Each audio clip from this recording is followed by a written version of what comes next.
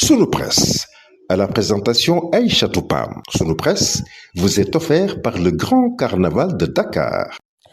Bonjour. À la publication des résultats provisoires des législatives, l'arrestation d'Amir Abo et la hausse future du prix du carburant, entre autres sujets, sont mis en exergue par les quotidiens reçus ce matin. Les résultats provisoires confirment l'hégémonie de Pastef à l'Assemblée nationale, lit-on dans le quotidien Vox Pop, avec 54,97% des suffrages. Sonko à 130 des 165 sièges de députés, 29 députés sur la liste nationale et 101 issus de la liste départementale.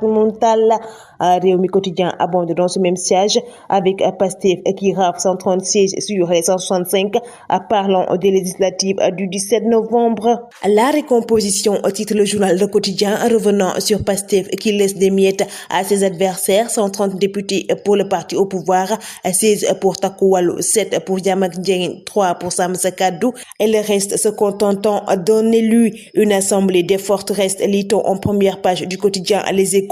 Abdoulaye Sylla, le novice qui a bousculé la hiérarchie pour le cas de Pastef. Le journal parle de députés aguerris, connus et reconnus de tous.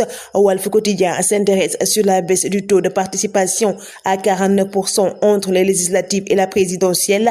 À Pastef qui perd à 500 000 voix. Le quotidien Tribune abonde dans ce même siège et met à sa une. À Pastef domine l'Assemblée nationale et perd à 400 000 voix en 8 mois vers une majorité mécanique de Pastef avec 1 991 770 voix pour 130 sièges. L'opposition a 1 631 863 voix pour 35 sièges avec un taux de participation de 49,72% contrairement à la présidentielle avec 61,3%. La pêche tournant, titre le journal Enquête, revenant sur la rupture avec l'Union européenne et les doléances des acteurs. Le gouvernement réaffirme son engagement pour une pêche durable. Les pêcheurs de Saint-Louis dénoncent l'impact du pétrole et du gaz sur leurs activités.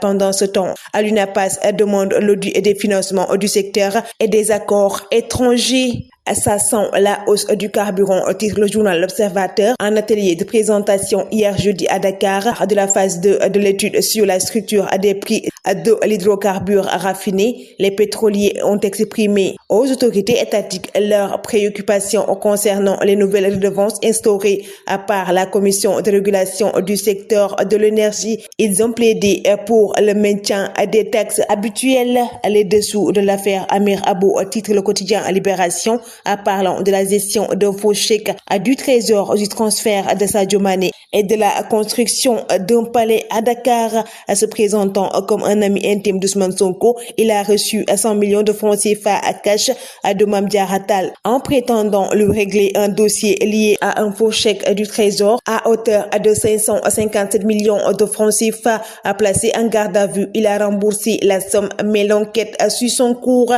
Sadio veut son 4e but, titre le journal Record. Revenant sur le match d'Al Nassr ce soir à 17h, le journal revient également sur le tirage de la CAN féminine. Les Lyonnais édifiés ce vendredi à 19h. Le Carnaval de Dakar célèbre le riche patrimoine culturel africain.